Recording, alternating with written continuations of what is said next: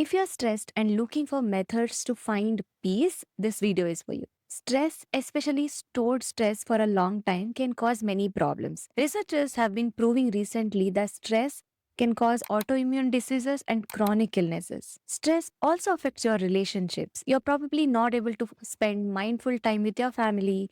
You're snappy and irritated most of the time. You can't sleep well. You're tired all the time because your mind just doesn't slow down. Then this video is your sign to start doing something about your stress. Start learning the methods to release the stress. On this note, I am conducting a free masterclass on releasing stress on 28th June 2025. If you're interested, the link is in the description. Come join me there. So, if I can be really honest, the real problem is you say you feel stressed, but you don't do anything about it. I have been there and have seen many clients go through this. We might feel stressed because of various life events, loss of job, family conflicts, fear of losing something important. According to the book When Body Says No, research literature has identified three main factors that universally lead to stress: uncertainty, lack of information, and loss of control. Many times, fixing these events or looking for a solution can reduce stress. But many times, stress also happens because of thoughts.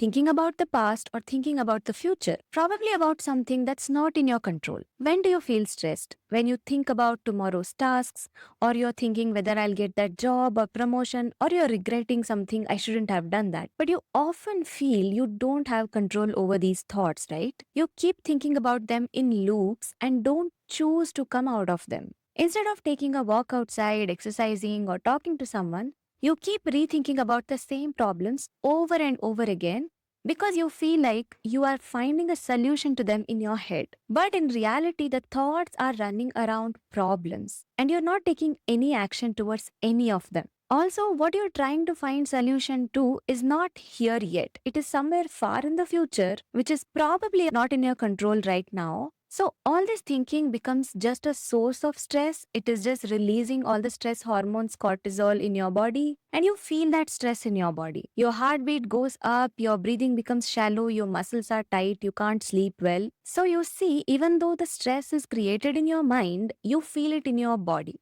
So it becomes important to address both body and mind when you want to reduce your stress. See, stress is nothing but your nervous system predicting a danger. I read this in the book When Body Says No. What do all stressors have in common? Ultimately, they all represent the absence of something that the organism perceives as necessary for survival or its threatened loss, like the loss of food, job, and other basic things. But the interesting one is the threatened loss of love. In your childhood, safety and love becomes very essential for your nervous system. If you didn't feel safe and loved in your childhood for whatever reason, it doesn't have to be a proper trauma, but it can be just being scolded all the time, being criticized all the time, or you were just ignored and you had to take care of everything by yourself, your nervous system didn't experience safety.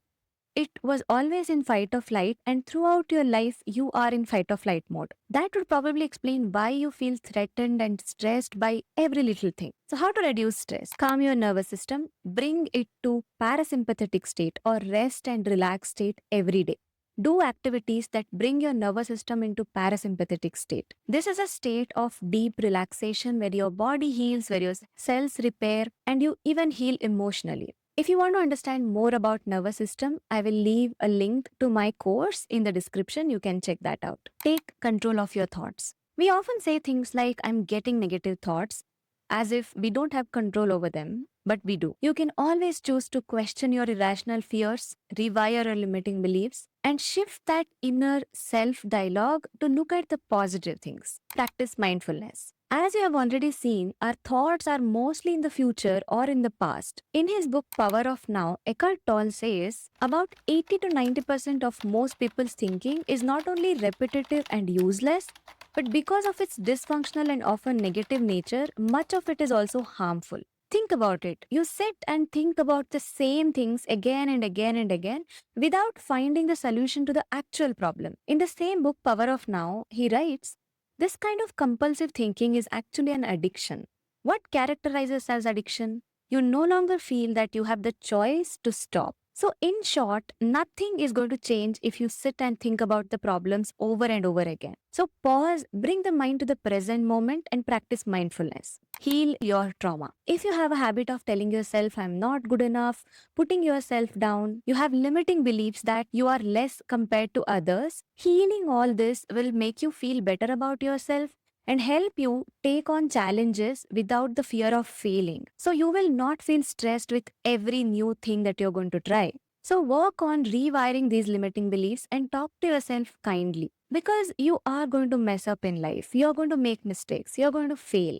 But when you're going through all of it, if you have your own back, instead of criticizing yourself, if you're being your best friend and if you're patting your back, that's the superpower. So, challenges or difficulties will not stress you anymore because you know you have your back and it's not a big deal. You will be able to take on challenges without unnecessary stress because you know even if you fail at them, it's okay and you have your own back. And finally, let go of control, believe in the higher power. As someone who has had anxiety throughout my life, the biggest lesson I have learned from it is letting go is a superpower. Because no matter how much action you take, how much confidence you build, how much you trust yourself, ultimately everything is not in our hands. There are times when we don't have the answers. There is a challenge and we don't know how to solve it. There are times when we need to accept certain things. In those times, while you're doing everything in your power to solve the problem, letting go and surrendering to a higher power